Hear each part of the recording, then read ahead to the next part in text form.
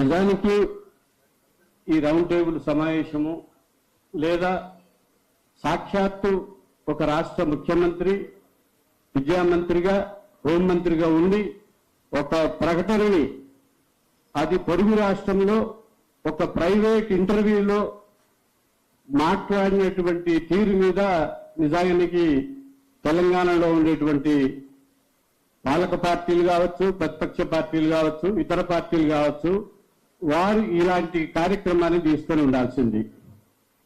అది జరగకపోగా విద్యా పరిరక్షణ కోసం అనేక దశాబ్దాలుగా కృషి చేస్తున్నటువంటి విద్యా పరిరక్షణ కమిటీ ఈ సమస్యని చాలా ముఖ్యమైన జరూరైనటువంటి సమస్యగా భావించి ఈరోజు రౌండ్ టేబుల్ సమావేశం ఏర్పాటు చేయడం అనేటువంటిది అభినందించదగ్గ విషయమే కాకుండా మొత్తం తెలంగాణ సమాజాన్ని ఆలోచింపజేసేదిగా ఉందని మేము భావిస్తున్నాం.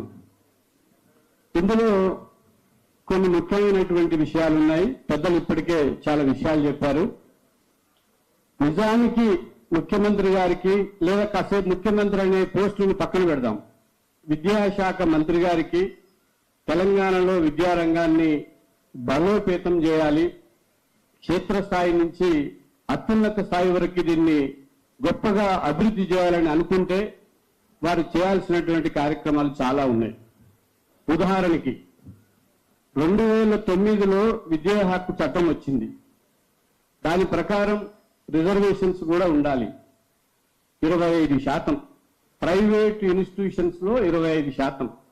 అంటే తెలంగాణలో దాదాపు అప్పటి నుంచి లెక్కేసుకుంటే ఒక అకాడమిక్ ఇయర్ లో కనీసం 4 లక్షల మంది ఎస్సీ, ఎస్టీ, మైనారిటీ, బడుగు బలహీన వర్గాలకు సంబంధించినటువంటి విద్యార్థులు చదువుకునేటువంటి అవకాశం ఉంటుంది. దీని గురించి ముఖ్యమంత్రి గారు మాట్లాడరు. ఈ ప్రభుత్వమే కాదు, గత ప్రభుత్వం మాట్లాడలేదు. మొత్తము భారతదేశంలో 2 తెలుగు రాష్ట్రాలు, సరే కొన్ని 20% అమలు చేయొచ్చు, కొన్ని 30% చేయొచ్చు, కొన్ని 40% చేయొచ్చు, కొన్ని ఢిల్లీ లాంటి చోట్ల 50% చేయొచ్చు, అమలు చేయొచ్చు. కానీ చట్టబద్ధంగా ఒక హక్కు ఏదైతే ఉన్నదో ప్రైవేట్ రంగంలో కూడా, ప్రైవేట్ విద్యా సంస్థల్లో కూడా రిజర్వేషన్ కావాలనేటువంటి దాన్ని పక్కన పెట్టి వాటి గురించి మాట్లాడకుండా ఇవాళ సడన్ గా ముఖ్యమంత్రి గారు చాలా నిరంకుశంగా, పెద్దలు నరసింహారెడ్డి గారు వాస్తవానికి వారు చాలా సౌమ్యంగా ఉంటారు, వారికి కోపం వచ్చింది. మాడాభూషి శ్రీధర్ గారికి బాధ వేస్తున్నది. ఒక రకంగా తెలంగాణలో ఉండేటువంటి విద్యారంగ సమాజం, విద్యారంగ నిష్ణాతులు, ఒక మేధో ప్రపంచం తెలంగాణకు సంబంధించి ఒక ఐకాన్ అంతా ఇక్కడ ఉన్నది.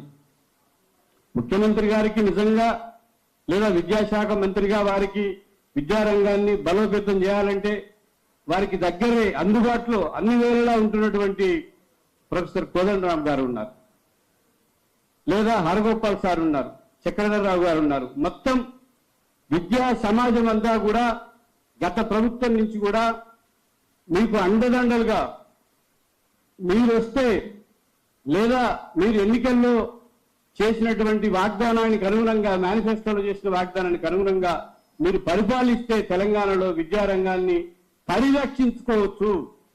కార్పొరేట్ సంస్థల నుంచి, ప్రైవేట్ సంస్థల నుంచి, రకరకాల విదేశీ యూనివర్సిటీల నుంచి అనేటువంటి ఒక ఆశ, ఒక కొండంత ఆశ ఉండేటువంటి పరిస్థితుల్లో మీరు ఏమీ మాట్లాడకుండా ఒక ప్రైవేట్ కార్యక్రమంలో నేను తీసేస్తాను, మూసేస్తానంటే ఇది నిజంగా ఏమనాలో మనకు అర్థం కాదు. విడివిడిగా చూడడానికి లేదు సంఘటనలు. వారు ఇంకా మాట అన్నారు, నాకు హిట్లర్ స్ఫూర్తి ఉందన్నాడు. హిట్లర్ స్ఫూర్తితో పనిచేయాలంటున్నాడు ముఖ్యమంత్రి గారు. హిట్లర్ అనేటువంటి ఒక పదానికి ప్రపంచంలో ఒక అద్భుతమైనటువంటి అర్థం ఉన్నది. ఒక ప్రజా వ్యతిరేకి, ఒక పీడకుడు, ఒక హంతకుడు, ఒక నరహంతకుడు, యుద్ధ పిపాసిగా ప్రఖ్యాతి చెందినటువంటి హిట్లర్ని నా స్ఫూర్తిగా భావిస్తున్నాను, ఆ స్ఫూర్తితో పనిచేయమని అధికారుల్ని ఆదేశిస్తున్నారంటే అలాంటి ముఖ్యమంత్రి గారు మైండ్ సెట్ చేసుకోవాలి. విద్యారంగాన్ని పరిరక్షించుకోవాలన్నా, బలోపేతం చేయాలన్నా తెలంగాణ సమాజంలో మేధావులకు కొదవలేదు.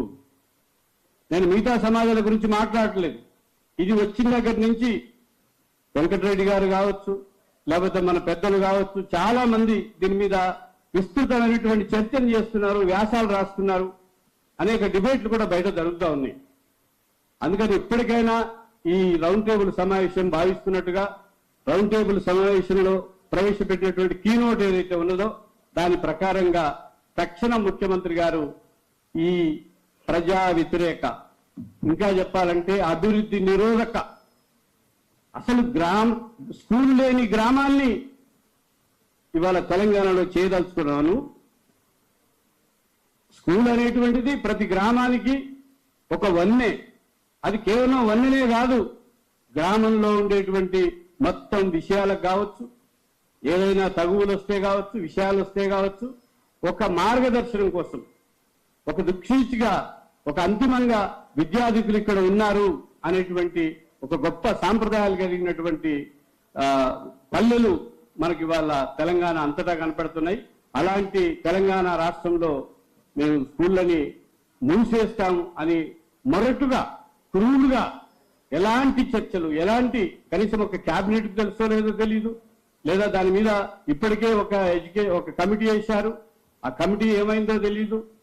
మొత్తం పౌర సమాజం కానీ, అధ్యాపక సంఘాలు కావచ్చు, ఉద్యోగ సంఘాలు కావచ్చు, అనేక రకాల సంఘాలని పక్కన పెట్టి నేనేమైనా చేయగలుగుతాను అనేటువంటి అప్రజాస్వామిక ఒక నిరంకుశ వైఖరి అనేటువంటిది ముఖ్యమంత్రి గారికి తగదు. తక్షణం ఈ ప్రతిపాదనని విరమించుకోవాలి. తప్పనిసరిగా నిజంగా మీకు విద్యా రంగాన్ని బలోపేతం చేయాలని అనుకుంటే రాబో బడ్జెట్ లో అయినా, మీరు ఇప్పటికే మాట తప్పారు, మీకు ఉండేటువంటి పీరియడ్ 5 సంవత్సరాలే.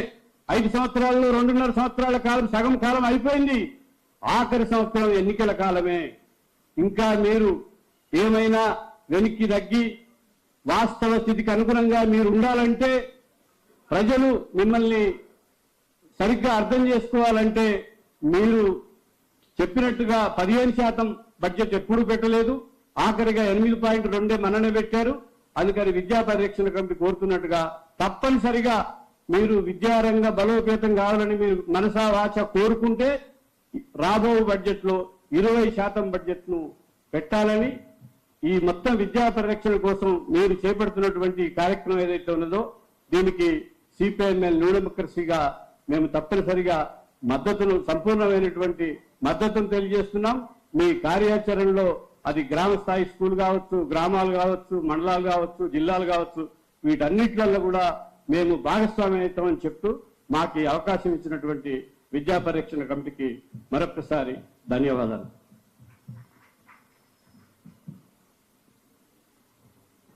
మిత్రులారా,